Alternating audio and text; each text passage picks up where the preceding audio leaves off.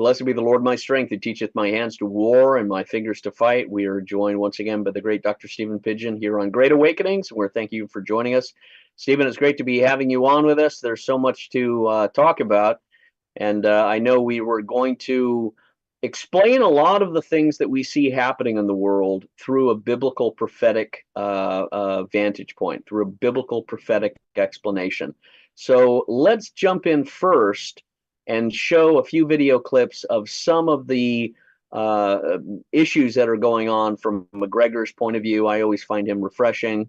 Iran, and then, of course, the Kamala Harris Trump election, how this is coming up to affect the country, and then Russia's invitation to Christian values, Christian people being invited to Russia to relocate, which I think is an incredibly intelligent move that could end up devastating this country and Western civilization by taking the best and brightest out.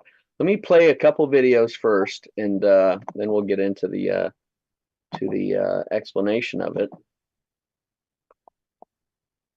You bet. Well, thank you, Scott. And I want to thank you for inviting me to be present on Global Awareness Television. It's very good to be here and to be discussing these points, you know, as we're in very critical times right now.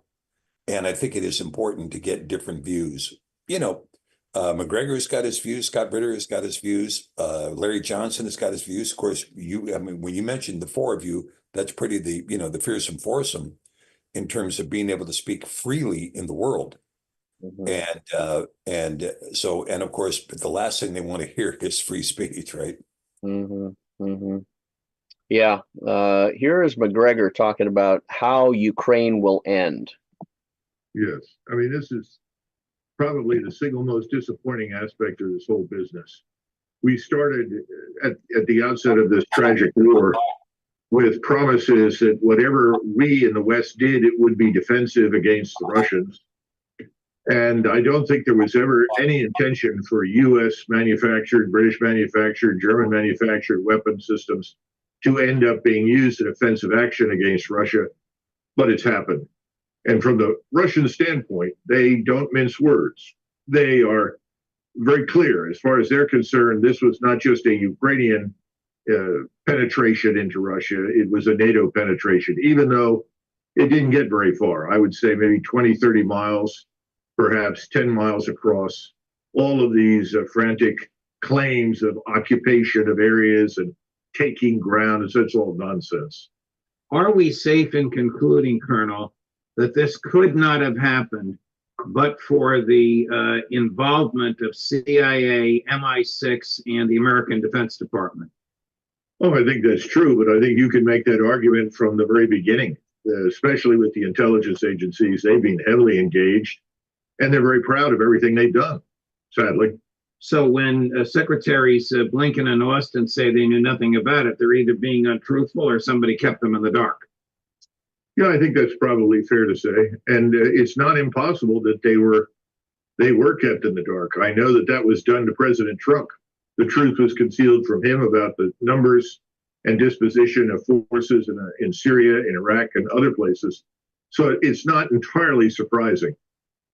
You know, I'm thinking about how all of this started, Colonel, and you and I have been through this many times.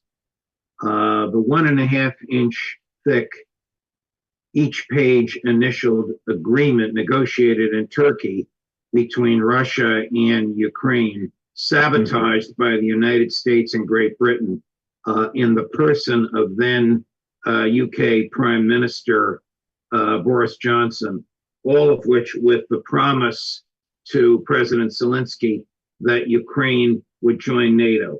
With all of these problems, with all of Ukraine's corruption, with all of its absence of democratic values, with its thumbing its nose and worse at Moscow, why would NATO want Ukraine?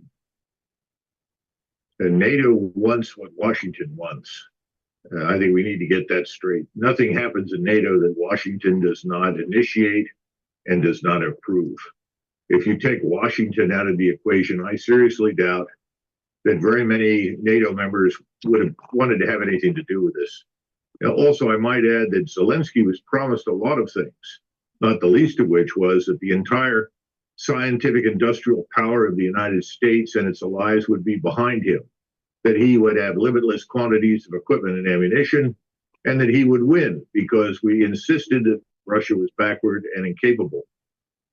Today, I received a communication from Europe, and the communication came to me from the Balkans, principally from Croatia, but some other states as well.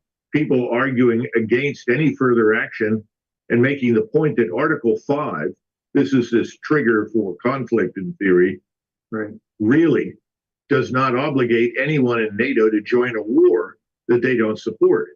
And the argument that they made to me was, we don't support what's happening in Russia. We really never did. We're not part of it. We're not sending anything over there.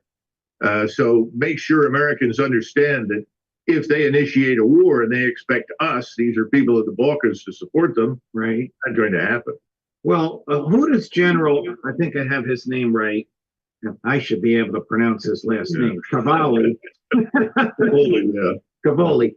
Who does General Cavalli command? Is it just American troops or is it NATO troops as well? In theory, he is the supreme commander of Europe. He holds the same title that Eisenhower did at the end of the war, when he was the initial commander of what was then not really NATO, but Allied Forces Europe. Right. And in theory, he commands all of those forces. But the truth is that in the event of any emergency, any conflict or crisis, the various parliamentary bodies and their presidents have to give permission for the use of their forces, their capabilities, their resources. And that's something one cannot assume, because again, the people that were contacting me earlier today from the Balkans concerned about Article 5 pointed out that they had joined NATO because it was a defensive alliance. And they thought that this would enhance their national security and defend them. In truth, we all know that it's been a Trojan horse for offensive military action by the United States and its closest allies, primarily Britain, France, and to a lesser extent, Germany. They were lied to by NATO, just as former Russian President Gorbachev was lied to by NATO and lied to by the United States. Colonel, is Ukraine, I think I heard you say this, as wild as this sounds, I must ask you this, is Ukraine using chemical weapons in Russia? Yeah, we've gotten reports that certainly there was some evidence for the use of chlorine in 155 millimeter shells. I don't know if they came from the United States or Great Britain, but that's being reported. Obviously, you can't know with absolute certainty unless you're on the ground and test the soil. But at the time, I was very concerned about that because chlorine is a terrible poison. It ruins the environment. So if that's true, I hope the Russians have it under control. It's certainly a stupid idea. Isn't it a war crime? Well, that's a good question. It depends on whether or not someone was harmed by it. If no one was harmed, then I suppose in theory, you don't have a crime. But there's so many breaches of the Geneva Convention have characterized Ukrainian behavior that it's hard to say at this point. What do your sources tell you about the probable presence of American persons on the ground in Russia as part of the incursion in Kursk, whether they're CIA, civilian contractors, soldiers of fortune, or U.S. military in somebody else's uniforms? Well, we know that you've got Americans and British soldiers or mercenaries, whatever you want to call them, and probably a number of Polish soldiers as well. Are these people that were formerly in the armed forces and are now being hired and paid as mercenaries? Are these people temporarily on loan? You know, this is hard to tell. I'm not someone who spent a lot of time in special operations. And so a lot of things are possible when you move into the special operations realm with the intelligence agencies, and everything's designed to conceal the truth. But we know that there are at least 2,000 of the original 12,000 are people from the United States, Great Britain, and probably Poland, maybe more. How many of them have been killed or captured? I have no idea. I hope that none of them are captured or killed, but it looks pretty grim right now. Colonel, I don't want to put word.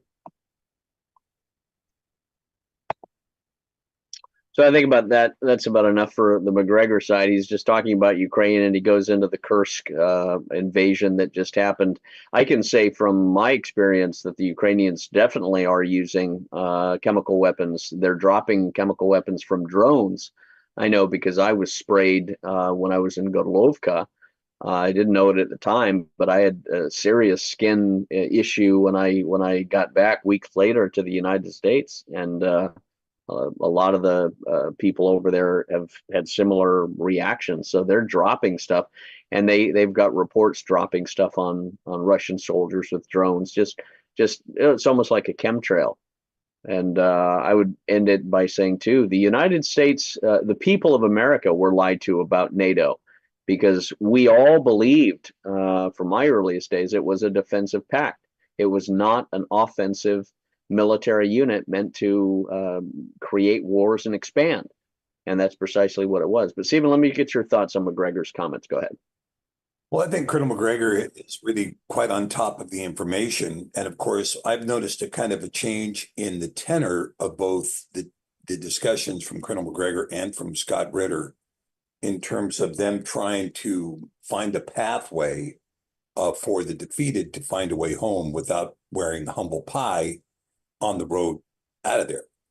And Zelensky is now a defeated entity, and Ukraine is a defeated entity. And it's very important to recognize that they put in their special reserve forces. This was what their strategic reserve. This, you don't deploy your strategic reserve until you're in the last throes of battle, and this is to hold the enemy out of the keep. And they didn't do that. They did an advancement with their strategic reserves in a most flagrant reenactment of one of the poorest chapters of the Third Reich in making an invasion of Kursk. The difference was they were 9,700 tanks short and about 800,000 men. So it was a absolutely ill-fated mission, and the people that have gone in have miscalculated. The mercenaries that accompanied the Ukrainian troops in these special reserves. And these are people, if you're talking about special reserves, you're talking about people who are well-trained in battle, probably special ops from both the MI6 and from the US. And I think the reason that the American military does not know is that I think this idea originated in London and nowhere else. This was a part of the Keir Starmer regime. As soon as he took office, he had in his own mind, I know how we're going to win the war in Ukraine. I know how we're going to get Crimea back. We're going to do this. We're going to launch into their territory and make them feel some pain. And this just strikes me very keenly as a British idea, not an American idea, a British idea to make this launch. Remember, I don't know if you remember the poem about the Brave 300, but that took place on Crimea, right, at Sevastopol, when those 300 died in, again, another heroic invasion. And so this is, the Ukrainian version of Dunkirk with a lot fewer troops and a lot fewer armament. The difficulty is that, of course, the Russians said, well, okay, since you're going to enter Russian territory, we're not going to be using our common army that is doing a brilliant job in Ukraine. Instead, we're going to bring in Spetsnaz, we're going to bring in special forces, and then to mop the thing up, we're going to bring in those guys from Chechnya. Now, that should have put a fear of intimidation right there. You're going to bring in the guys from Chechnya, the orcs from Chechnya, here they come. Yeah. And the Chechens are not interested in taking prisoners, and the Chechens are interested in discussion. Like there's a famous story, Scott, about the women that were going into Versailles to capture Marie Antoinette. Okay. They were going into Versailles, and they were going to get her and take her downtown and behead her. End of discussion, beginning and end of discussion. And they kick in the doors of Versailles, and all these women march into Versailles, and one woman screams out, "You get out here right now." And the leader of the women turned around and said to her, "You shut up. This is not about words. There's no discussion that's taking place here. There's not going to be any discussion." And this is exactly what Dima Medvedev just said. There's not going to be any discussion. You invaded Russian soil. And the problem is this, and this is the difficulty here, that first of all, this invasion of Russian soil was an extraordinary breach. And we have to understand it as an extraordinary breach. It was an act of war. It was an invasion on Russian soil. It was an act of war and a declaration of war upon Russia. Yeah, that's exactly right. And so when you look at this idea of it being a declaration of war on Russia, an act of war, an overt act of war, a Third Reich invasion, Yeah. when you look at that act, you have to recognize that Russia has couched this as an SMO. Mhm. And the Russian troops are in, oblasts that have voted to join Russia, and their vote has been respected by the Russian Duma, and they have been accepted as a part of Russia. Whether you're talking Lugansk, Donetsk, Zaporizhia, Kherson, and Crimea, all of these have been accepted as Russian territory. They're believed to be Russian territory.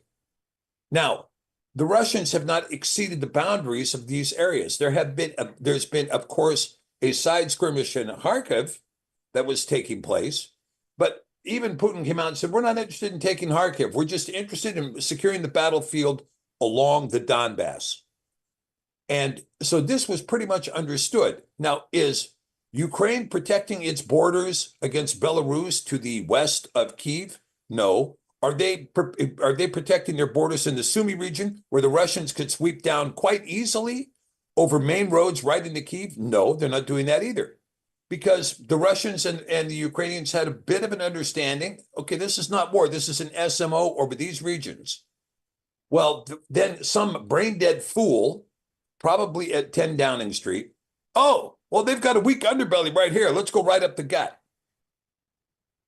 Well, and shoot their civilian men in the leg and throw them in basements and kill any civilian man with a gun. War crime, crime against humanity. they have been openly killing civilians. And just as you were sprayed with chemical weapons, the vast number of targets of the Ukrainian military machine have been civilians since 2014. That's who they target. And it's because they're soulless, conscienceless people. And you can see this with them just banning the Ukrainian Orthodox Church. They banned the Russian Orthodox Church. There were two camps of Orthodoxy in Ukraine, Russian Orthodox and Ukrainian Orthodox. And many Russians believe that the Russian Orthodox Church is filled up with former KGB people that are now priests and bishops and so on. Okay, well, believe what you want. That didn't seem to be the case in Ukraine because you had some very penitent individuals working inside that church. And of course, some of the facilities in Ukraine, oh my goodness, I mean, some of the most beautiful monasteries in the world, and these beautiful onion dome churches and on and on and on and on. And okay, so they banned Russian Orthodoxy. All right, to the extent that you think that Russian Orthodoxy is a political regimen, which is not the reason they banned it because they're engaged in genocide against the Russian language and people of a Russian heritage. Right. And so that's why they did it. But for the Rada to come out and say, "Oh, we're going to ban the Ukrainian Orthodox Church," and then they went in and looted the churches, and the icons are up on eBay, right? These icons from these churches are up on eBay. And it's beginning to fracture the parliament. There are Ukrainian parliament members taking the podium and roaring in objection and how stupid and foolish this decision was, and how Ukrainians are not going to sit still and allow this. Well, and for your edification, Scott, I just saw a video today of the press gangs in Odessa trying to Odessa, and he pulls out a 9mm. Yeah, he tells them right there, "I'm going to kill you right here." That's right. The press gang got back in the van and drove off. And there you go. The vans of these guys that they've been using, in these white vans that they've been using to press people into service to go die on behalf of a failed regime, that they're being burned down at night. Find out who the press gangs are, and then the next thing you know, that guy doesn't have a vehicle anymore because it got Molotov cocktailed in the middle of the night. And this really is taking place a great deal of the time in Odessa. That's where it's happening. So the Ukrainian people are turning against the Zelensky regime, which is no regime at all. He's trying to claim he's got power. He doesn't. The parliament doesn't even have power. They're all a group of puppets that are being controlled by a couple of stooges who have taken too much meth at the State Department or at the CIA and have spent too much time playing video games about how they're going to win in Ukraine. So these and of course MI6 and these people who are operating out of London, which I have to tell you, the methodology in London strikes me as really deranged. Yes. I mean, here you have a nation that is, and I have many friends in the UK. I've spent a lot of time in the UK, and the UK is really hanging on a thread. Yeah. It's hanging on a thread. You know, the whole issue of Brexit was an economic issue where the UK said, you know, we're going to turn from Europe and we're going to turn towards North America, United States, Canada, and you know, and the Five Eyes. We're going to become trading partners in that coalition rather than trading with Brexit, because of course Brexit had become the Fourth Reich. Yes. When Ursula von der Leyen started talking about creating an EU army, Nigel Farage, by the way, who is, I think, the most brilliant politician in Britain, Nigel Farage came out and said, hey, how is this different than when this was controlled by Adolf? There's Yeah. no lot of war. You know, didn't we win that war? What is this? The Reichsmark and the Reichsflag is coming up all over again. Didn't we just win this war just a few years back? I mean, it was a question. So whether they liked it or not, the vast majority of the people in the United Kingdom voted in favor of Brexit twice. They wanted away from the Reich. And I can tell you there is a notable difference. And even the Irish in the Republic, who's part of the EU, the Irish in the Irish Republic, they're not a part of NATO. In fact, Ireland, you can't point to me a time when Ireland invaded somebody. Right. Right.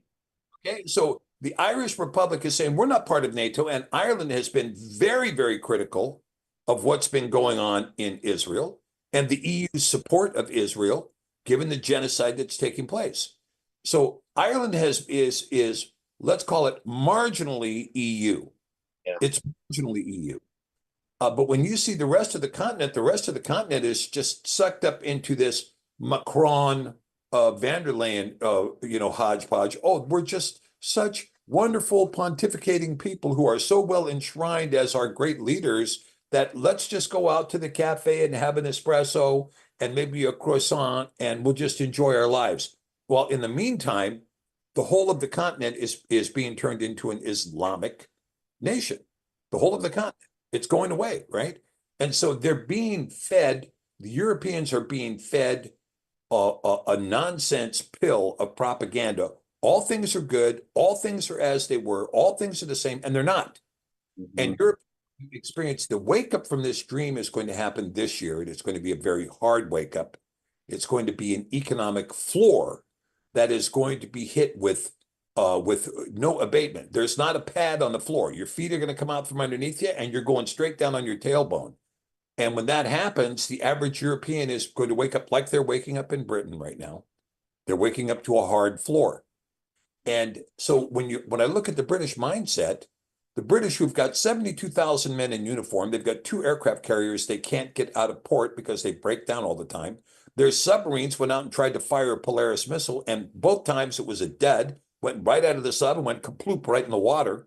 So they don't have, even the Pakistanis were able to successfully launch the Shaheen 2. But Britain cannot get its nuclear force operative. And even if it could, the subs are also breaking down out in the water, right? We'd like to attack that Russian sub, but hold on. I'm hearing valves knocking and bearings, and bearings are starting to seize, right? We better surface quick, which is exactly what happened the last time they were in the North Sea. We better surface this thing quick and call it tugboat. We're going to need to get back to port, right? So in this kind of condition, and I even heard recently, somebody said that there was only one RAF jet that was fully functional. One. So what are they doing these acts, orchestrating these acts of war behind the apron of the United States? They're hiding behind the apron of the United States. Well, we'll direct it, and then we'll get the U.S. to do it. We'll direct it. Well, guess what? When this comes out, there's going to be a move against the leadership in Britain, probably by the Russians. I don't know how they're going to do it, but there's going to be a move. But in Ukraine, McGregor is right. And of course, again, when you look at the kind of corruption that you find inside the Russian military, from Shoigu to Gerasimov to others, there's difficulties in the people wanting to self-deal. People wanting to self-deal inside the Russian military. But yes. in the middle of this, you have a general, Surovikin, who was quite successful in Syria, who set up the defensive lines in Donbass and did it very quickly and rapidly and very successfully. Mm-hmm. defensive lines that he established in the Donbass have not been breached. And so his work has been very successful. Now, the work of the Chechens in mopping up this Ukrainian launch is going to be very bloody. Yes. It's bloody and very ruthless. And my understanding is that the Russians have moved in behind the invasionary force and have sealed the Ukrainian-Russian border. So to the extent that Ukraine might want to bring supplies in or bring additional reinforcements in, they're not going to be able to. And now Russia is now putting regular troops in the Sumy Oblast.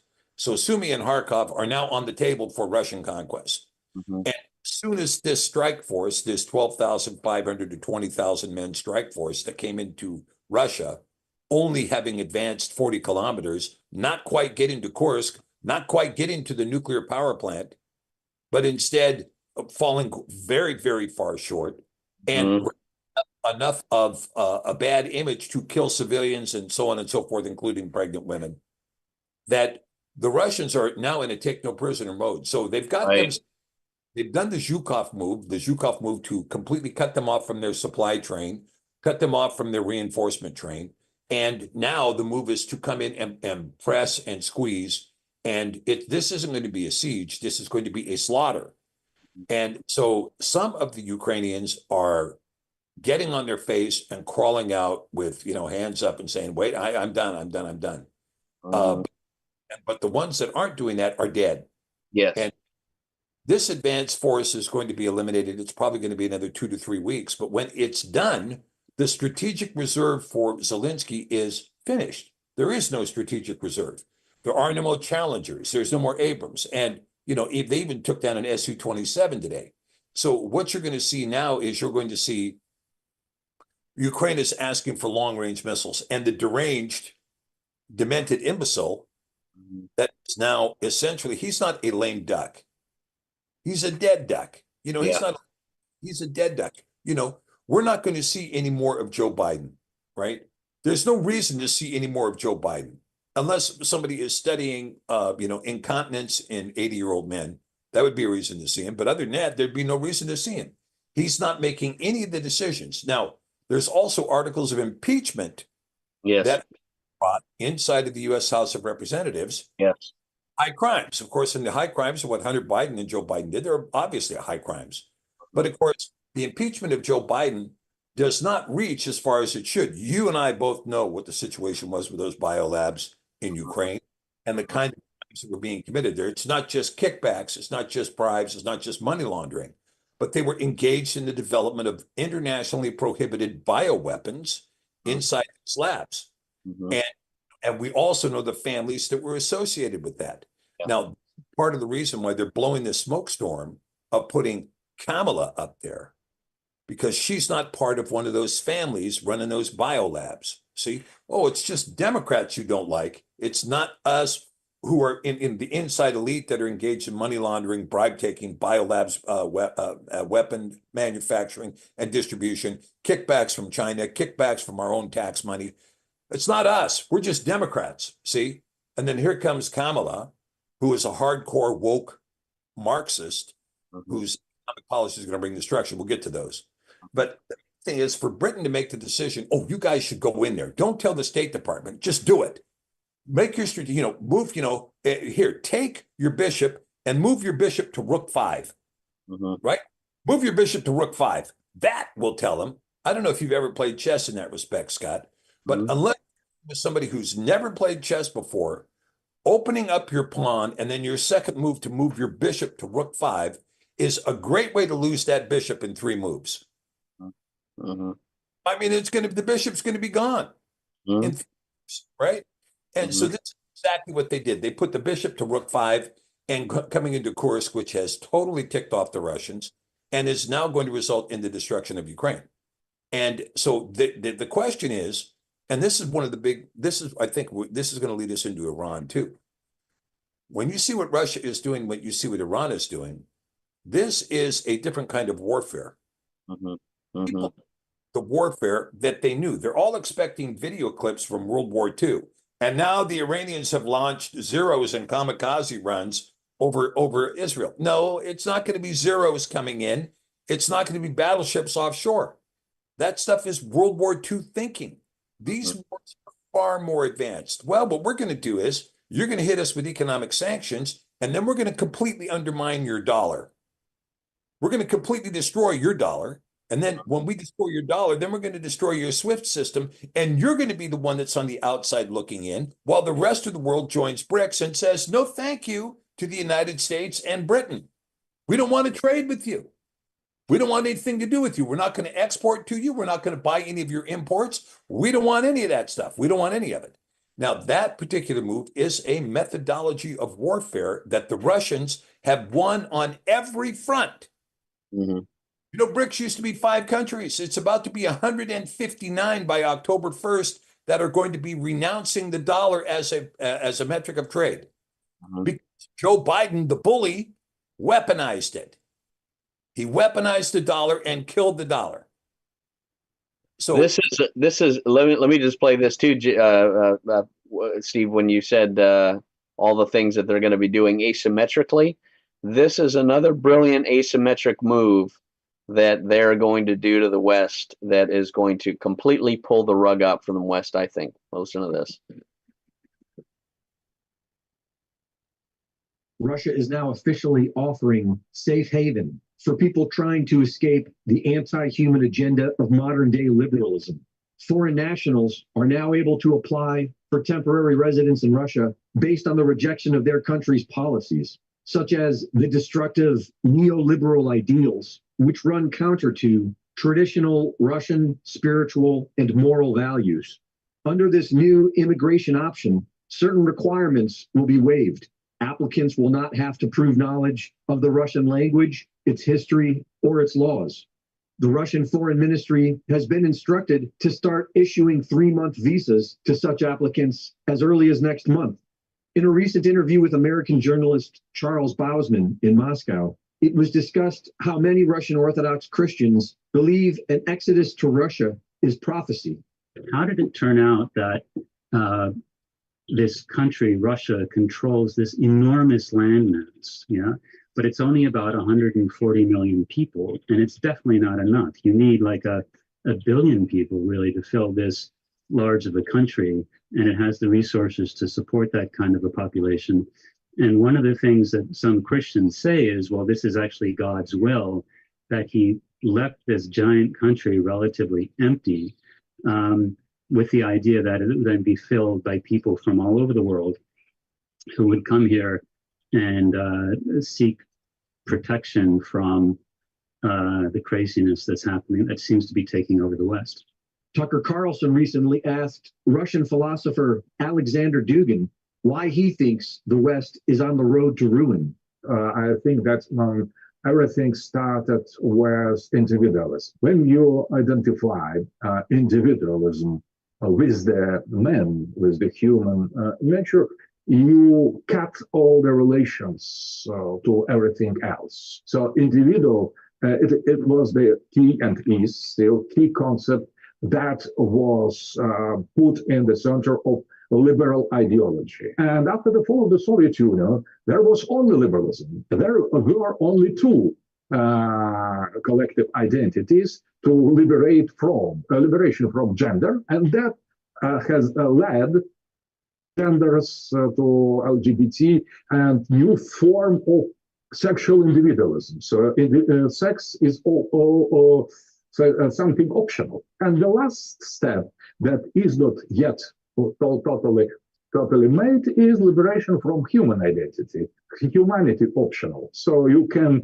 choose your individual identity to be human, not to be human, and that has a name: transhumanism, posthumanism, to have the possibility to choose to be or not to be human. So classical liberalism was in favor of democracy. Democracy understood as the power of majority, of consensus, of individual freedom that should be combined somehow with the freedom of others. And now we have totally the next station already, the next phase, new liberalism. Now you are invited to liberate yourself from individuality. It is your duty to be progressive. It is prescription. So liberalism fought during its history against any kind of prescription. And now either be progressive liberal or you are done. How do you explain this phenomenon I have noticed where for over 70 years, a group of people in the West and the United States, liberals, effectively defended the Soviet system and Stalinism, and many personally participated in Stalinism. But in the year 2000, leadership of this country changed and Russia became their main enemy. Why the change? I think that they have discovered, they have identified in Putin precisely what Putin is. So he is a kind of leader, political leader, defending traditional values. This hatred is not just casual, something casual or some mood. It is not. It's not casual. It's very serious. So it's metaphysical. Progressivism is the antithesis of traditional human values. The further one progresses on that path, the less human they become. Reporting for InfoWars, this is Greg Reese.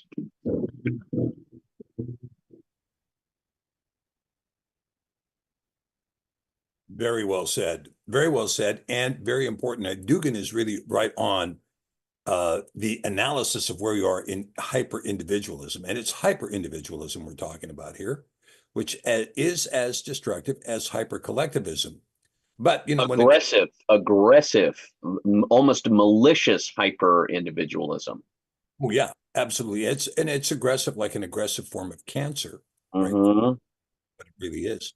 But, you know, to move to Russia, I mean, нам нужно, читать русский язык, мой друг. It's going to be necessary to study the Russian language and to read and write it, right? And so this is something that's on the table. But look, when you talk about Russia incorporating and bringing in its intellectuals, listen, you know, remember that there's basically three main sections of Russia, right? You have the European section of Russia, which is from the Ural Mountains to the west. Then you have Sibir or Siberia, which is central Russia. And then you have the Russian Far East. Yes. And the Russian Far East, you know, touches near Alaska, includes the Kamchatka Peninsula, and goes as far south as Vladivostok, right? And Vladivostok is Vladivostok too is showing improvement in the new bourgeoisie form of government that's happening in Russia. But Russia saying, look, we need people to come here with Christian values. Now, look, there's some Christians that are not welcome, okay? JW, Jehovah's Witnesses, Mormons are not welcome. And Baptists and Pentecostals still have to be part of the licensed church. So for the most part, the nation is Orthodox in its nature. But let me say this, you know, Russia is its own taskmaster, okay? The land is its own taskmaster. And many Americans are just not simply fit to be able to live in that environment. They want to live in a hyper-urban environment where they buy all their meat in a carefully package that looks all beautifully red and all that. It's going to be different in Russia. However, this is a proposal to engage in an intellectual brain drain and to pull, and this is something so critical now, because when you look at the Russian system, we've gone from a collective communist system, which was the poorest economic system in the world. And then it became, instead of it moving into a state capitalist system like China has done, that's state capitalism, state-controlled capitalism. The Russian model instead went into kind of an anarchy, and it was an anarchy and exploitation from 1991 till about 2001, during the Yeltsin years. And so for the most part, Russians didn't pay any taxes. There was virtually almost no collective operation going on in Russia at all. It was survival of the fittest, hope you make it. I can remember when I first went into Moscow in 2002, the dollar bill was king. There was no ruble. The ruble had no value at all. The dollar bill was king. And, you know, we had to be very careful. We were told very, very poignantly, you know, when you come into Russia with hundreds or 20s, you can't come into Russia with a bunch of creased up money. So we would literally go to the bank with whatever cash we were going to take, which usually wasn't much, $400 or $500 maybe. But we would get fresh $100 bills, and then we would get fresh 20s and fresh 10s with no creases in them, because they didn't want any of that. And then you would go to the money. Maybe you would get rubles, but for the most part, everybody was willing to take dollars on the street. And, you know, I mean, you know, the kind of poverty that was being experienced in Russia at that time was intense. The kind of hunger that was being experienced in the streets at that time was intense. It was very intense and a very draconian situation. And there was not anything new really in Moscow. Moscow was essentially a Stalinist. You had the 7 Stalinisky buildings. There was nothing really new besides Ukraine Hotel, and the University of Moscow and the Foreign Ministry, over on the Arbat. These buildings were Stalinisky buildings, and nothing could be higher, right? Nothing could be taller than those buildings. Now, of course, Moscow is completely different. It has become a very burgeoning business capital where they have many billionaires in Russia. And there were, of course, abusive oligarchs that had taken advantage of the collapse of the system to capture many of the resources. That the CIA set up, encouraged, financed, and were happy to use. Oh, yeah. But some of the other oligarchs were smart enough to go, okay, we're going to move along with Vladimir Putin, who is moving in a direction to say, we're going to reconstitute Russia. We're going to rebuild Russia. And so now you have many industries that are taking place in Russia. There's, like where you're talking Kalashnikov, who makes the rifles, or whether you're talking Sukhoi, which is out in Sibir, building fighter aircraft, right? Or whether you're talking, any of these major corporations, or you're talking not Lukos Oil, or Roman Abramovich's Gazprom, right? Well, let me just add too. Russia has a new Moscow. There's the new city, the new Moscow. You have the old Moscow with the old buildings, but over in one section across the river in this area, you have all brand new buildings. It's like New York, and they're absolutely beautiful. Rodeo Drive, everything is brand new. Everything is neon lights. Everything. I mean, it is like it's nothing you've ever seen before. The new Moscow, this whole new area, and the apartments are millions of dollars. This is the new money of Russia is in these new developments, and it blows you away when you see it for the first time. I mean, you go into this section of Russia, and it's quite large, and it's like Rodeo Drive. It's like New York. It's something to behold. And I think that's only going to replicate and grow more and more with this whole invitation to moral Christian traditional families and brain drains, not just from America, but I could see more people leaving Britain, more people leaving Germany, more people leaving all of Europe and Australia and Canada than we've ever seen before, because the time seems to be right for a lot of these people who have the muscular spirit of adventure to survive and want to go to Russia. But if you have a wife and a family, even if children, baby, or on the way or something, and you don't have any really ties to hold you, why would you want to stay in a country that tries to educate your children and brainwash them and tell them they can be a boy or a girl by cutting off their penis or taking hormone blockers? There is no truth in school. Everything is relative. Everything's political correctness. You can't offend anyone. There is no truth in math. Be afraid, be very afraid of the environment, and everything's collapsing, and you have to get used to eating bugs and meat made out of cancer. And the TV, that's the other thing, the television and the mainstream media and the video games, everything is circulated around death. Not in Russia. None of the television shows were graphic or ugly or sexual or perverted or vicious. You had a couple up there. I remember. I've been there 3 times. I know. They even block out cigarettes. You don't, on the TV. They white it out so you can't see the guy smoking a cigarette on Russian TV. There's an entirely different conservative culture. And I think that is going to only quicken. I think you're going to have a massive exodus to Russia because people are going to be saying there's nothing here but sickness, anger, lies, and death. I wish it wasn't true. I wish you could see a renaissance, but I honestly think you're going to have a lot of people go, no, we've had enough, especially if you have the lunatics like Starmer and Kamala Harris and these other leftist communists that manipulate the elections and say, well, we won. Yeah, we only got 27% of the vote, but we won. We counted the vote. So we're going to flood the country with illegal immigrants, and do a Kalergi plan, and every white person is going to be under our boot. It is just like the white farmers in South Africa saying, fuck this, time to pack a bag and get out and go farm in Russia.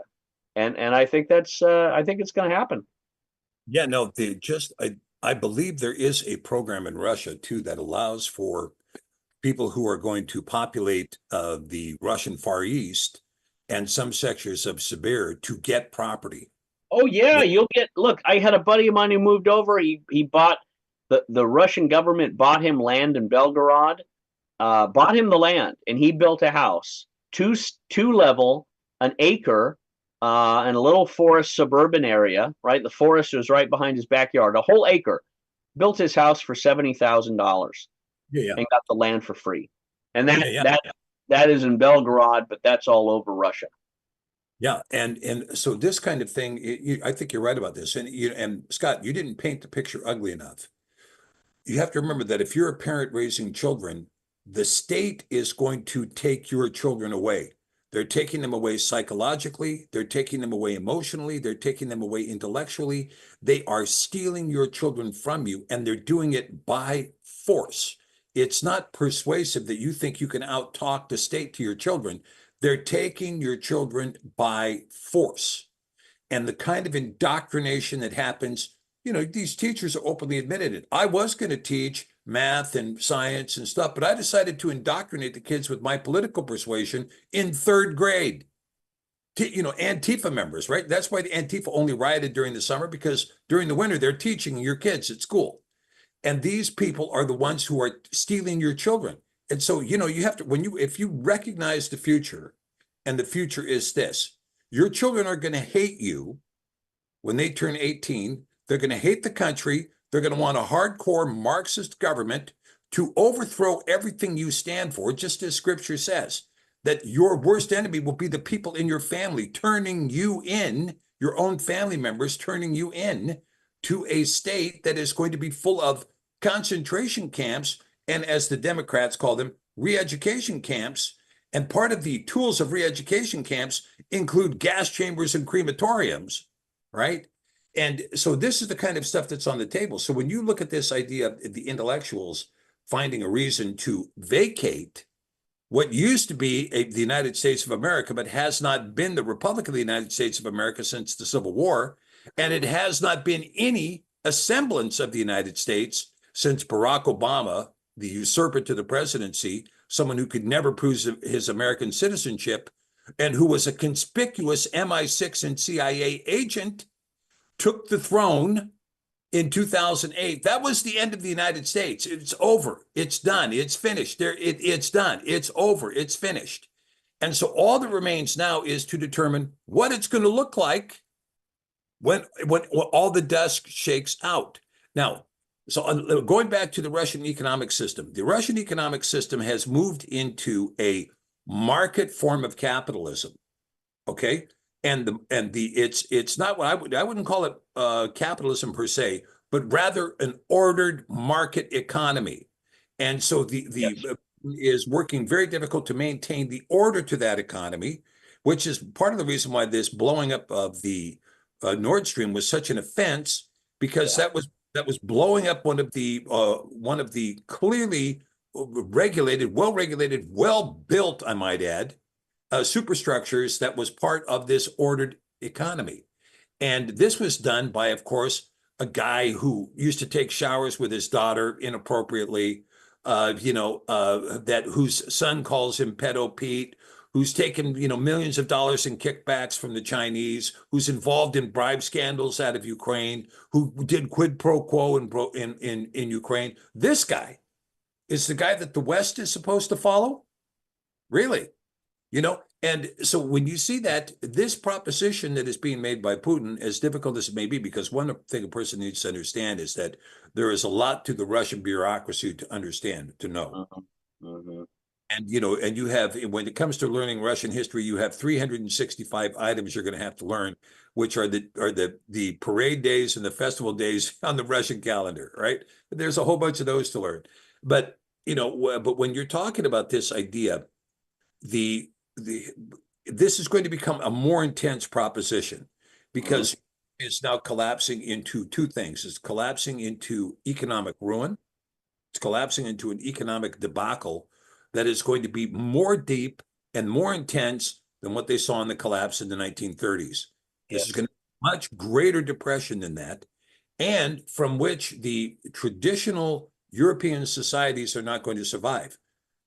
France is going to become an Islamic state. Germany's going to become an Islamic state. Belgium will be an Islamic state. Even Holland will be an Islamic state, as will Great Britain. Great Britain is in the transition process right now, being ushered in. And again, this is something that South Africa went through too. South Africa lost its ability to maintain its regime for two reasons. Number one, they refused to curtail the excesses of apartheid, which they should have done. And number two, they were betrayed from within. And this is the government of Starmer. Starmer is going to be seen historically as the great traitor who betrayed the British, the Scotch, the Welsh, and the Irish people inside of the United Kingdom. He's betraying them all as we speak.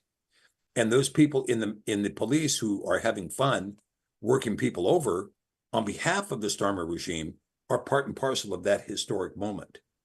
And so this is a very keen point in the history of the UK. Now, again, looking at Russia's point of view, why is Russia going to attack anybody? You know, if your enemy's making a mistake, don't stop him. Russia is not going to do anything to the United States or to the United Kingdom, or for that matter, to Europe, when the insanity and the irrationalism of the intellectual leadership is so deranged. All they can think about is, gee, we need to eat bugs. Gee, we need to get rid of this population. Gee, we need to depopulate. Gee, we need to go into another pandemic. What kind of an idiot would say, you know, the best thing for my country right now is to do a repeat of the pandemic in 2021, where we can shut down all our businesses and then we can social distance from each other, and then we can force everybody to wear masks and everybody to stay home and nobody can go to a restaurant. If you want to guarantee that you have no more restaurants and you have no more small businesses in your country and your economy plummets by 40% overnight, do that. That's precisely what they're going to do because of their lust and addiction to power. Well, they're not. They're going to have, you know, it's like they say, the Democrats will burn the country down to rule over the. Right. As is exactly what they're going to get. That's exactly what. And so, yeah, so the chances of the election being thrown in the United States, I say right now, I mean, I'm not interested in the polls. Polls are a bunch of lies. Right. But I think the chances of the election being thrown in this country right now are about 65 to 70%. There has been nothing undertaken by any Republican anywhere in the country to assure a free and fair election. I mean, maybe there's been a little bit. I think one state said we're not going to do mail-in ballots or something to this effect. I forget it was. Some states have tried to say you have to show voter ID, maybe one or two of those states. They're not really swing states. When you talk about the big states, there's no fix. There's no repair job to the broken system. None. There's no repair job. There's no new courts. There's no new judges. There's no new legislatures. There's no new, election boards. There's no court cases that have come down. There's no understandings. There's nothing. The exact same rig that was set up in 2020 is the exact same rig that's here in 2024. And they're going down the exact same playbook. Let's bring this out. Let's bring that out. Let's bring this out. Let's bring that out. And so here comes this Kamala Harris, not a natural-born citizen, a native-born citizen born in Oakland, California, raised in Canada, to two parents, neither of whom were American citizens. So she's a 14th Amendment naturalized native-born citizen, not a natural-born citizen as required by Article 2, Section 1, Paragraph 5. That's in the Constitution. But what does any court in this country give a royal rip about a Constitution? None of them do. Not even the slightest little bit. Not even a little bit. None. So the Constitution is dead and nobody cares. They're going to go ahead and fix the election for a woman who couldn't get 1% of the vote in a Democratic primary. This woman is going to be ushered into office, a hard Marxist woke individual who is talking things like education camps. She's talking things like price controls. She's talking massive increases in taxation, including a 41% capital gains tax, right? So if A massive immigration citizenship bill, Yeah, and transforming every invader into a citizen. yeah. So what you're going to see is this. First of all, if you hold a position in the Dow Jones Industrial or the S&P 500 or on NASDAQ, if you hold any position on there and she gets elected in November, you need to have 100% of your position liquidated before she is inaugurated. Yes. You need to have your position completely liquidated and you need to have your money out of here. Mm. Now, you might say to yourself, well, I'm going to get into a cryptocurrency. Well, you better get into a cryptocurrency that they don't know about. Mm-hmm. Because otherwise, you're going to lose everything. You need to get whatever wealth you have in this country. Anybody who's hearing me, any wealth you have in this country, get it out of this country. If she gets elected in November, you need to have all of your wealth out of this country by January 21st. It needs to be completely gone. Get it offshore and get it out of here. You're better off in a bank in Afghanistan, quite frankly. So that's premise number one. So, and then she's going to do price controls. Well, if you do price controls, Nixon tried this on beef in 1973 when we had runaway inflation. And the inflation was about half of what it is right now during Nixon's regime. And he was in a panic. We got runaway inflation. So he initiated price controls. When he initiated price controls, beef disappeared. It disappeared. You couldn't get it at any price because nobody was going to slaughter their cow if I can only get the price that Nixon wants for it. So we're done slaughtering our beef. Sorry, this one could become a 3-year-old. I'm not slaughtering it this year, right? And so this is what happened. Now, this is exactly what happens in every time price controls are done. The price control, when you put a price control on an object, that object disappears because it squeezes down the supply. The supply is going to reduce itself until it meets that price. And so away it goes. Now you can't get it at any price, but thanks for the price control.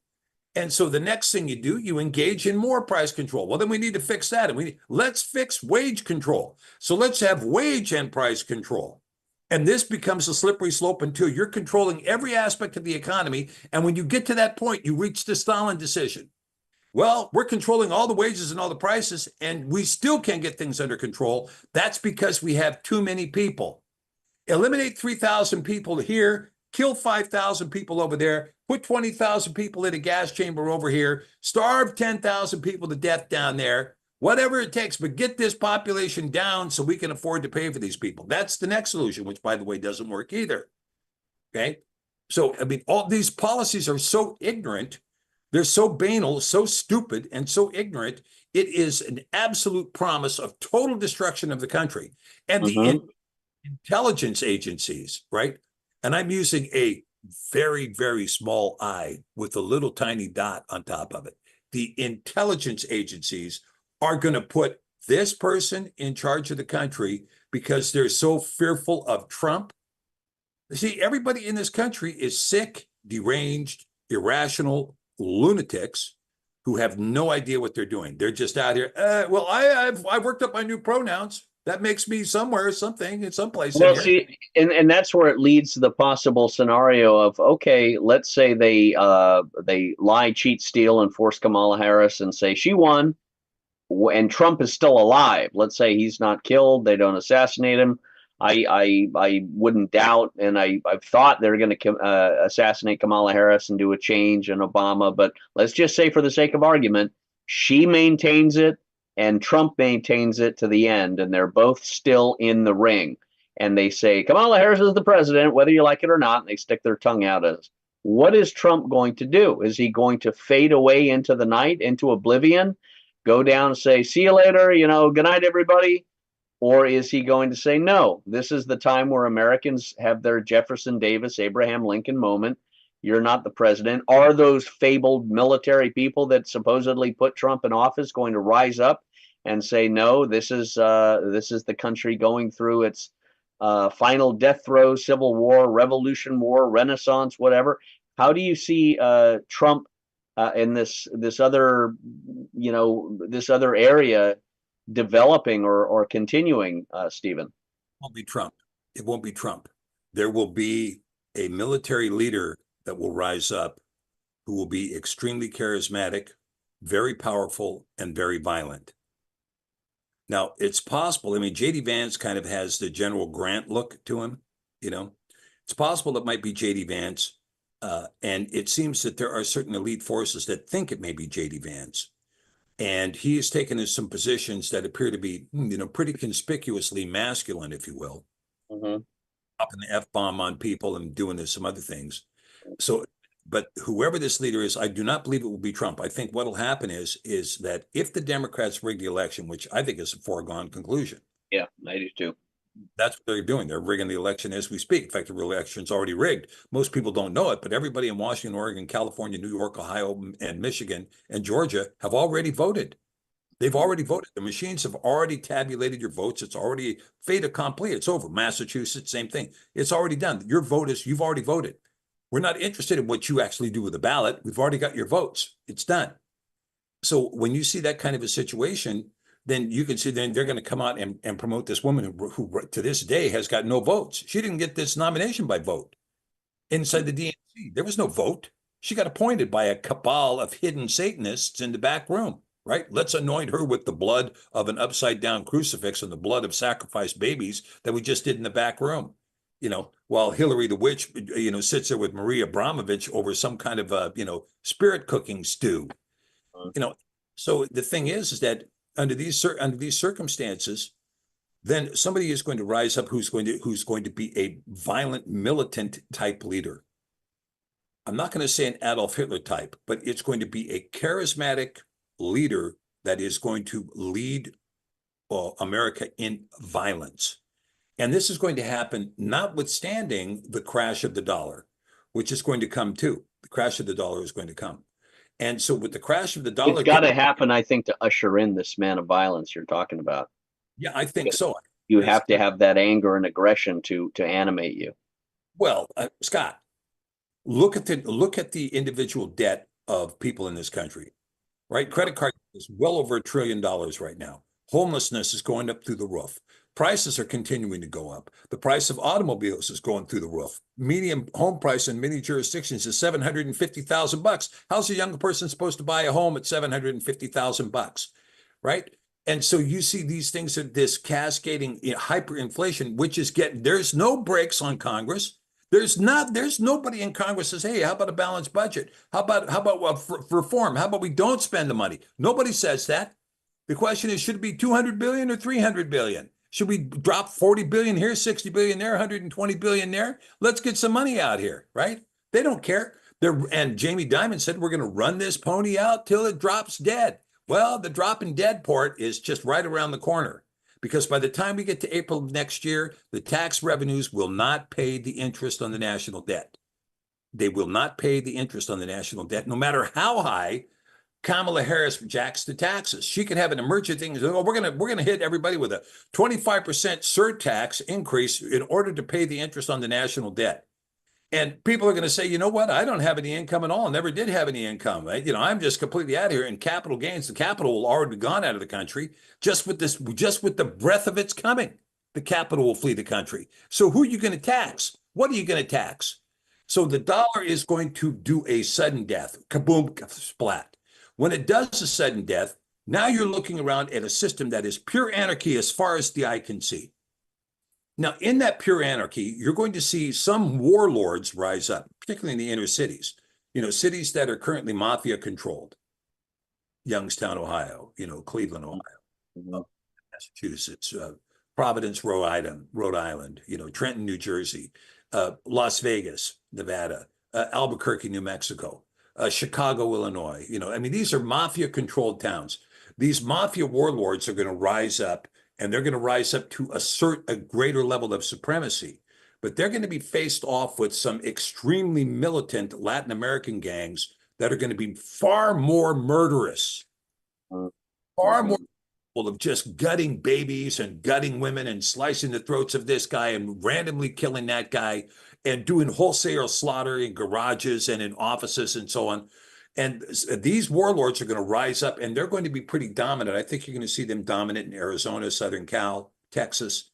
You're going to see these warlords rising up and garnering turf in order to maintain some kind of drug cartel. But the drug cartels are going to suffer because they make their money on the American dollar, on Americans buying their drugs, and Americans aren't going to be able to buy anything because the dollar is worthless. So these cartels are going to kind of poof, they're going to be a quickly blooming plant that then is going to quickly die. This is when you're going to see competing forces of charismatic leaders. And as most political theorists will agree, the one who is going to survive, the one who's going to climb to the top, is the one who is more willing to brutally kill than the other. The killer of them all is going to be the one that's going to rise up and is going to instate something in this country. The chances of it being a military dictatorship for at least one generation and maybe two, like Francisco Franco in Spain. Yes. This kind of a situation. Like Cromwell in England at the Civil War. Yeah, the same kind of thing, a Cromwellian kind of person. I don't know who it's going to be, but somebody is going to rise up, and they're going to rise up with force of arms. Now, how that equates to me and you, who knows? How that equates to Democrats, who knows? My own guess is that there's going to be a bloodletting that's going to take place when the dollar goes to zero. There's going to be a revenge bloodletting that's going to take place.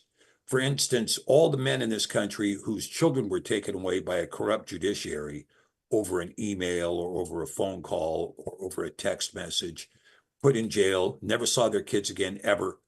But the judiciary has no idea how angry those men are. They have and they don't know how many there are. But I would say probably 40% of the adult male population is in that position. And they are extremely angry, and they will be getting revenge. It's not going to be me. I'm not a vengeful guy, but there are people that are going to do it, that are going to be very vengeful. So what I'm expecting to see is the school board person who is responsible for putting pornography in the first grade. You're going to see that person hanging from a telephone pole on piano wire. You'll see that, whether it's male or female, you'll see their body dangling from a telephone pole. They thought it was funny and cute to have kids have their genitals removed or have 9-year-old girls lose their breasts. They thought that was cute, and they're just so progressive and so this, that, and the other thing. We wonder how cute they're going to think about the piano wire, because that's where they're going to be. And you're going to see that it's my prediction, you're going to see that in every town in America. You're going to see it. I can see it. I can imagine it.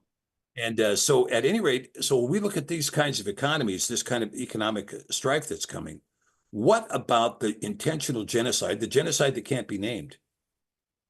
Keep your lips closed. You cannot name the genocide that cannot be named, the genocide against white people. That genocide be discussed. That genocide, you cannot open your mouth about that genocide. The whole world can say, kill all the whites, kill the Boers, kill the farmers, kill the whites, and kill the whites, and kill the whites, and kill the whites. They can say it until they're blue in the face. But nobody can dare say, hey, I think they're trying to kill the whites. You can't say that. Well, I'm just going to house it this way. I'm not going to be talking about the whites. I'm going to be talking about the Europeans. And more importantly, I'm going to be talking about the House of Yasharel that was couched and grew from the British Isles. That house. That's the house that they're really at war with. See, it's not about white people. It's about the children of the promise, the heirs of Abraham, who are heirs of the promise because of the confession of their mouth and the belief in their heart. That's who they're after. That's who they're after. That's who they have to exterminate in order to bring in their satanic AI, transhumanist, transdimensional, demon-controlled, devil-controlled social order. That's who they have to get rid of. Okay, so let's talk about the unspoken genocide. So that's what they're up to. Now, the question is this. In that genocide, Russia is saying, if you are the subject of that genocide, then come to us, all you who are weary and burdened, right? As they say in the Russian, "Придите ко мне все трудящиеся и обремененные, и я успокою вас." Come to me, all you who are weary and burdened, and I will give rest to your souls. So this is what Russia is saying now. This is what Russia is saying. Come to me. Come to me. Right? Come to me if you hold these values. Come to me if you believe in this. Come to me if you believe in normalcy. Come to me if you believe in a man and a woman, in a marriage and a family, and you believe in the family structure and that the family structure is the backbone of the social order. Come to me if you're an honorable person who can still think, who is still rational, who can still understand, who can still compute in your mind. Well, okay, then you're welcome. You're welcome. Okay? So this is the kind of expression that is coming from Russia. All right. Now, with that being said, so then the Christian, the believer in Mashiach, the person of faith, then has to weigh it out and say, okay, and I don't think it should be a logical decision at all. I think you need to look at the situation in terms of what you are being directed to do. Okay? You may be in just exactly the spot you're supposed to be for such a time as this. But then again, being asked to move. And you need to know in your own heart what is being said to you before you leap on a plane and show up at, Sheremetyevo or at Domodedovo, right?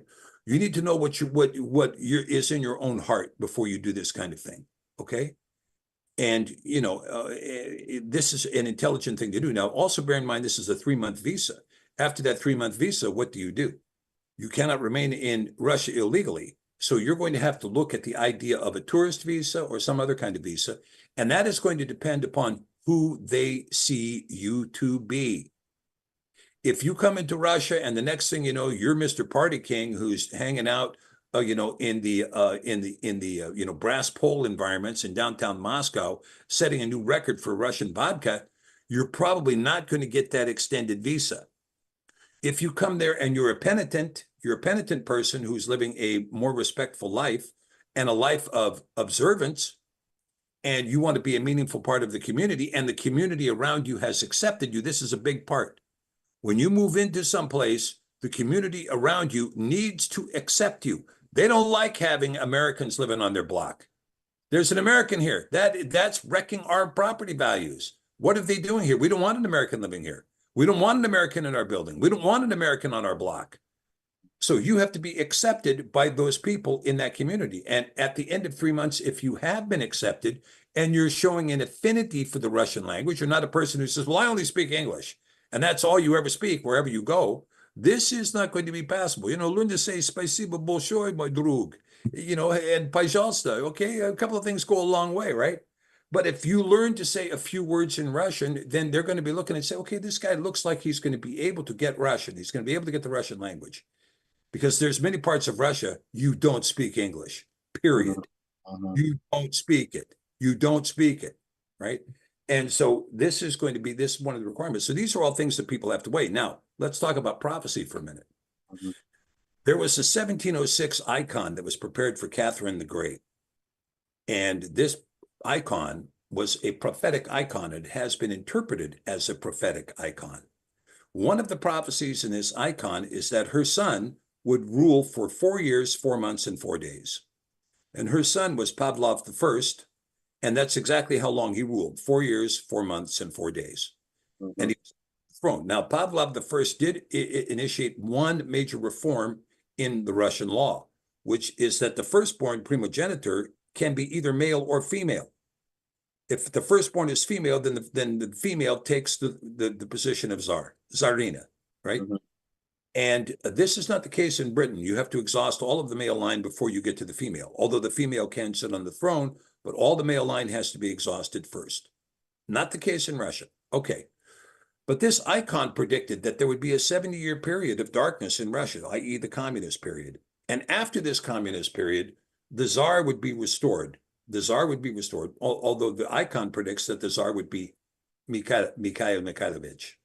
Okay, not Vladimir Vladimirovich, but Mikhail Mikhailovich. And that this Tsar would come back, and that a war would in fact break out, and that Russia would, initially the war would be localized, but that Russia would expand the war, and Russia would by necessity move across all of Northern Europe, and taking all of these countries that are currently giving lip service about how they're doing war with Russia when they're not. A couple of Renaults out of France does not constitute making war. Those Renault battle tanks that they send in, right? That does not, hey, how about we send you 6 Renault Fuegos? Can you guys deal with that? So anyway, and the real reason why Russia will take all of Northern Europe is because Northern Europe is facing an implosion into the Islamic world. And so it means the Dutch, the Belgique, the Swedes, the Finns, all of these people, even the Poles, even the French, those who are still expressing a belief in the faith that you and I share, Scott, are going to say, we need a home. And the one who can protect that home is the one who is currently living with a substantial Islamic population in its own geographic territory. So the Russians know how to live with the Muslims. They're inclined to the single unity of the state. And so sweep across Europe all the way to Spain. Let me comment on that too, because what you're saying, I think, is exactly right. It makes perfect logical sense in the political theory sort of realm that you have, the white warrior class, the Christian white warrior class, separating from these areas of France or Britain or wherever, and forming their own independent enclaves, their own independent citadels or bastions or sanctuaries, or the keep in the Two Towers, the Lord of the Rings. The best, the healthiest, the normal people separating from their degenerate societies and forming a protectorate relationship with Russia. I mean, we're talking Dark Ages, fall of Rome stuff. We're talking a 2000 and remember the movie 2012, where the plate tectonic, the whole world goes upside down and changes with the radical environmentalism.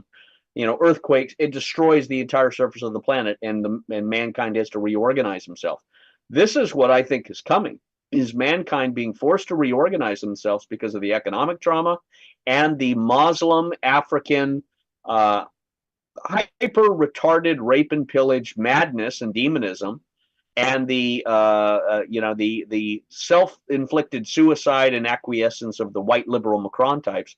You're going to have types like me and others saying, done, moving up to a portion of France or a portion of Sweden or wherever, and saying, we are independent. We are no longer part of France. We're no longer part of Scotland. We're no longer part of Finland. We're no longer part of Germany, whatever it is. And we want a protectorate relationship with Russia, both to deal with the Muslims that are at our door and to recognize our traditional family values. I could see, besides the influx into Russia, I could see the other, plan B or other component of this is the maintenance of the traditional value pockets in Europe, but that are now completely realigning themselves with Russia along the lines of traditional values and divorcing themselves. We don't want Paris. We don't want London. You can keep it. We're going to a portion of Wales, or we're a portion of Aberdeen or somewhere, and you're not welcome there. And everything that you push in transgenderism, rainbow flag, all that, it's not welcome, and it will be killed, and anybody else who brings that will be killed. We are the traditional family values protectorate with a Russian people. I just see and sense that coming to pass as desperate times trigger these changes. Yeah. And, and this prophecy continues, by the way, to the destruction of the Roman Church in this icon. Prophecy shows the destruction of the Western Roman Church. Now, I think, personally, I think that's going to be part and parcel, because truly, most people do not understand that the Third Reich of Germany was at all times an agent of the Roman Church. Yes. That's why they call themselves the Third Rome, because you had Western Rome, and then you had the Holy Roman Empire, which was neither holy nor Roman, which founded by Charlemagne, dominant in Central Europe from 800 AD to 1800 AD, taken down by Napoleon, and Adolf Hitler swore to restore it and to create another 1,000-year Reich. And so the Third Reich is the Holy Roman Empire reborn, which was the Roman Empire reborn, and is at all material times has been an agent of the Vatican. And the Vatican has always been at war with the Orthodox, the Eastern Orthodox, wanting to put all of them to death, and using the facility of communism under Stalin and Ulyanov and Zhugashvili and Bronstein, Trotsky, Stalin, and Lenin, to effect this purpose. And so now, as I was explaining to a friend in Moscow that you introduced me to, I was explaining to her, I said, you know, in the Soviet period, you were a blooming plant in a planter. But now you have been taken out of that planter and you've been planted in the fertile soil of orthodoxy. And now you're in a bloom mode. And this bloom mode is going to continue as long as, and I think Putin sees this as well, you do not become a military economy. Yes. As long as you do not become a military, now, even though right now they're in a total war footing, but you cannot allow your military industrial complex to do what it has done in the United States. You must hold that monster on a leash. Now, to this end, there've been some manufacturers of aircraft in Russia, Yakovlev, Anatov, Sukhoi, some other manufacturers of aircraft.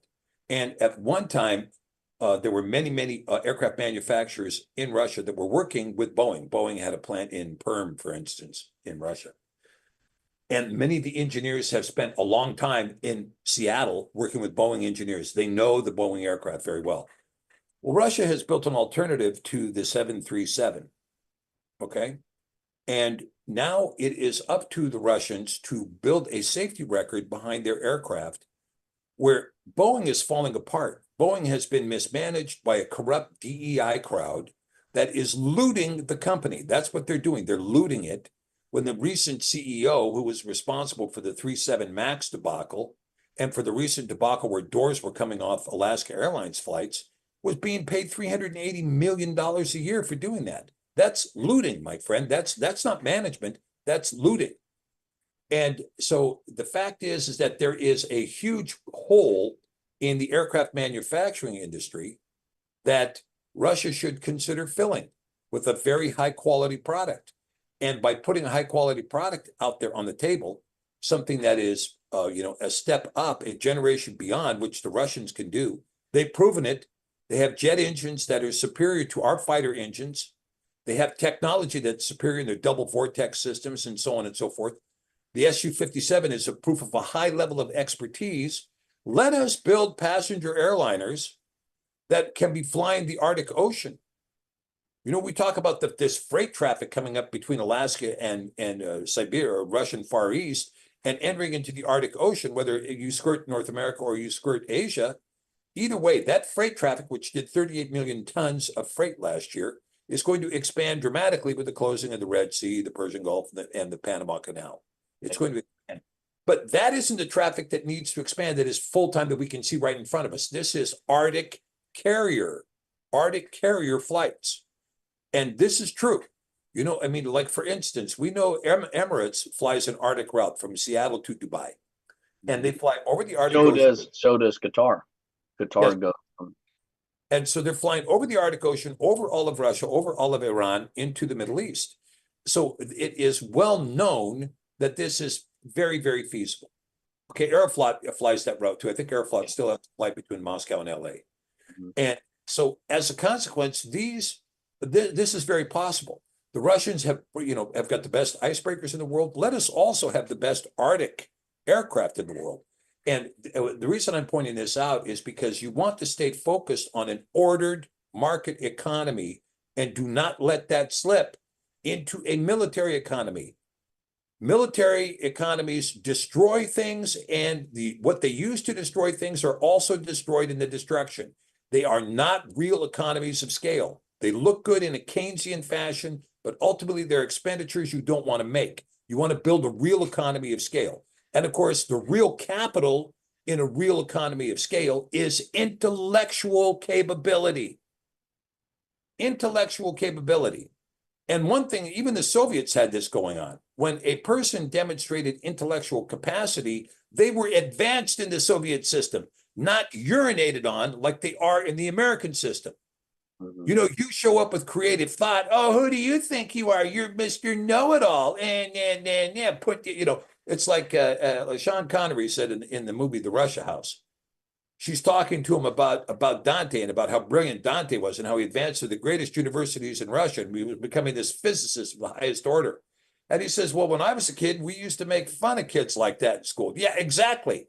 You used to belittle them, persecute them, treat them with disdain, humiliate them, isolate them, cast them out, beat them up in corners, anything you could. And she said, well, it makes sense that somebody as stupid as you would do that, right? If somebody was smarter than you, it makes sense that you would do that. When you have somebody that's much smarter than you, that's what would happen.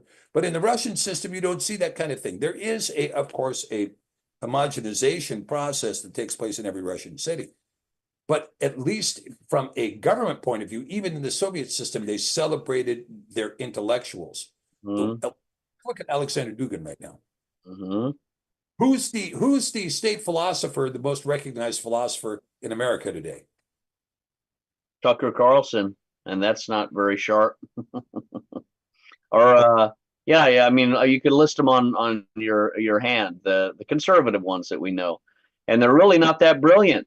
They're more regurgitant of historical fact, or general conservative tropes. They're really not that deep thinking, analytical, critical thinking, able to bring together history and sociology and law and politics into, the crucible of, determining truth. That I don't know who you could label a real American intellectual, or even a British one. I mean, it used to be that you would talk about R. Buckminster Fuller, or you'd talk about William F. Buckley, or you'd Yes. talk Noam Chomsky if you like a far left wacko, Yeah. Or even Ayn Rand, But Yes. who's the philosopher in chief of the country today, right? Who's the philosopher in chief? We don't, instead we have people like Jake Sullivan. Yes. You've got a crotch scratching crowd out there that's trying to claim intellectualism while they're smashing everything with their fists. So this is where we are in America. But in Russia, they have an intellectual they can point to. Well, here's our philosopher. Yeah. They have a spiritual leader they can point to. This is our spiritual leader. Here's Kirill. Here's our spiritual leader. Right. And I'll tell you, Dugin, I've met him. I've met him a few different times in Iran and St. Petersburg, and he knows me. He called out to me, Scott. Very humble man, very smart, very traditional family values, Christian man. He was the one whose daughter was assassinated, but a brilliant thinker who can articulate in English extraordinarily profound, synergistic concepts, like he just touched upon with his conversation with Tucker Carlson. So deep. And let's take a moment just to remember Darya Dugin, with a little bit of chagrin that this beautiful young woman would be slaughtered, so mindlessly slaughtered by a bunch of neo-Nazis like that. It's just, and she's not the only one, of course, but she certainly is the face of this war, So, but anyway, you see the point I'm making, Scott. We don't have, who's the intellectual in France? The so-called left bank intellectuals. Where are those left bank intellectuals? Really, if you want to talk about the intellectual force that's getting the most podium time in France and the most podium time in England, it's Muslim imams. Yes. Yes. It's who's getting the podium, right? Nobody else is getting the podium. And if anybody speaks out and says, hey, I'd like to speak on that subject, you're going to have to go to prison for 20 months with no bail, right? Mm-hmm. Because this is the nature of the betrayal that is happening in the hands of Keir Starmer. That's what the nation is being betrayed as we speak. It's not being looted now, it's being betrayed. And I don't believe the United Kingdom is going to survive the prime minister leadership of Starmer. It's not, the UK is not going to survive it. It won't survive it. It's really it's at death's door right now. Yeah. It's hanging right there in the balance. And so this is kind of a real shame in that respect. But we haven't touched on, if we, I don't know how much time we have, Scott, but go ahead and give us your closing few minutes. Go ahead. Well, people are looking, they're waiting to say, why hasn't Iran attacked Israel? Well, that's because you're looking for a World War II attack. Why has Russia gone in and smashed Ukraine? That's because you're looking for a World War II attack. Mm-hmm. You don't have to look for it. You can't see the forest for the trees. You can't see the battle for the trees. The battle is simply this. Iran is waging war against Israel. Mm-hmm. It first of all, through its proxy, Hezbollah. And Hezbollah has been striking all kinds of targets in Israel, and the Iron Dome and the air sirens are not going off while these drones are coming in and blowing up and killing military leaders and burning towns to the ground. And they're attacking very sacred sites like the city of Safed, which was an alternative Jerusalem for hundreds of years, has been struck. You know, that's not a very big town. And they've had bombs going off in downtown Tel Aviv. And the Netanyahu response, let's go kill some more civilians in Lebanon. Let's drop bombs on them in the middle of the night and kill more. And every time that he does this, there is more retaliation taking place in Israel. Israel has already lost 41,000 businesses. They're $86 million behind in their economy for this year. Their economy is never going to recover. Their social structure is never going to recover. Their business structure is never going to recover. Their recruiting capability is never going to recover. And so, and the war with Hamas has only just begun, in the words of Karen Carpenter. So, so what's happening right now is Hezbollah. If I were Iran, I would say, okay, here's what we want you to do. Hezbollah, we want you to take care of the light work. We want you to exhaust all their air defenses and all their munitions and take care of their advanced radar sites and all their stuff for early warning and all that. Get rid of all that stuff. Let us know when you have that accomplished. That could go on for months. Sure. It could go on for months. It could go on wait until the day that the dollar goes to zero. And then Israel says, we need another 36 billion. And America says, how about we ship you $1 trillion? What difference does it make? Are you wallpapering your bathroom? What difference does it make what we send you? It will be irrelevant. And when that happens, then all of a sudden, the big bully you had on your camp has just passed out from starvation. Now, what do, Israel? Now you're going to be facing Iran that is now prepared to strike. All your ammunition's gone, all your weapons are gone, all your weapon systems are gone. Half of your army has already been killed. The other half is deserted. Most of the people have left the country because they don't want to be in that economy anymore. Now, what are you going to do? Same thing with Ukraine. Ukraine is going to be boxed in now in a very huge way. There have been bombs mysteriously going off in Poland at mysterious ammo dumps. I don't know how those are going off. Maybe somebody was smoking inordinately. But there's bombs going off in Poland, and there's probably going to be bombs going off in Romania. So the Romanian leadership might want to think a little bit about its commitment to a war that is going to be backed up by nothing in the very, very near future. Okay, and then the last thing I want to say before I take off is this. You know, we just did a show on eating wild honey and locusts. For those people who know me, they know what I'm talking about. And you can also catch me on Telegram on Radio Free Alaska. But if you go and you look at that program, we did it last night, talking about this prophecy of what's coming. There is a prophecy that is very strong for the United States that portends a massive earthquake. And this prophecy has been pointed out by a number of people, but it hinges primarily around a particular signs in the heavens. And so the prophecy, it is quite specific about a great earthquake like none ever seen before. And so such an earthquake may be the only event that keeps the United States from suffering a complete nuclear destruction. Because as I mentioned before, Russia is not going to get in the way. Why would Russia attack a country that is killing itself faster than ever kill it? Mm-hmm. Why do it? Why expend? Why would you? I wouldn't drop 10 cents on a cherry bomb. I wouldn't. Why bother? Right? Joe Biden has done more to this country than the Russians could ever do. And whatever he hasn't done, Kamala Harris will drop a knife right in the corpse. Mm-hmm. I mean, that's just that. Her policies are absolutely guaranteed to completely destroy whatever is left of the American economy. It will be gone in probably 90 days of her inauguration. Completely gone. Mm-hmm. And anybody with any sense will get their companies out of the country. And I can tell you, I'm going to be one of those. Mm-hmm. If she gets elected, I will be moving my company out of the country. Mm-hmm. No, I think that's very sound. It's very strategically accurate. It's very prophetic. This is how the billiard balls are going to be moving as if she is brought in, and it will be the death of America. If she is brought in, and there's no rising up to overthrow, to stop, to combat. If Doug McGregor, he's one of the only people, and I would say he really is the only intellectual that I could say exists in this country. He's a historical guy, very smart. But I think you're right, Stephen. If this proceeds down this path, of annihilation, which it will if there's no repentance, if there's no Christian spiritual repentance, if there's no turning back to God, there will be no redeeming or resurrection of this country. God will not resurrect a Tower of Babel. He will not resurrect a Sodom and Gomorrah.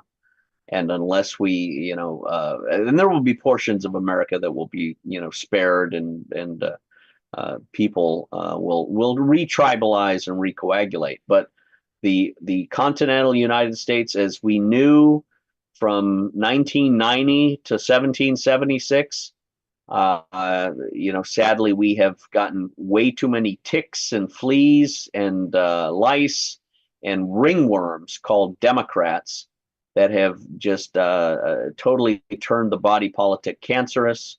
And there needs to be, I think there will be a very real, gradual, but then quickening, there's a medical term for pulling out heavy metals from the body and such. There will be that kind of a transformation. But Stephen Pidgeon, I'll give you the last final word. Give us your closing thought. Well, we live in an interesting world today, Scott. Very, very interesting. Transitions are happening very, very quickly. And people who didn't think that allowing a same-sex marriage was going to have any effect on their society can now look and see where we are today and what the bottom of that slippery slope looks like, because we're now face down in that manure. And because of that now, I do not believe there is any single politician who can cure the disease we're dying from. And we, the people, are not dying, but the government most assuredly is. The fabric that is the United States of America is on its deathbed. You can tell when both of your politicians that you are competing for the office of leadership are 80, you've reached the end of your useful cycle, and so the nation state has corrupted itself to the point of death. It's got fourth stage cancer throughout all of its systems. And so it's, the only question is when it dies. And I think we're going to witness the death of it very soon, whether it's the death of the dollar, whether it's death by nuclear war, whether it's death from internal anarchy and revolution and civil war. All of those things are probably coming. All of them. They're probably all coming. So recognize this and understand that notwithstanding the death of the country, Germany died many times, right? The Third Reich died. The French Empire died. There have been many times when other cultures have died and a new government was formed.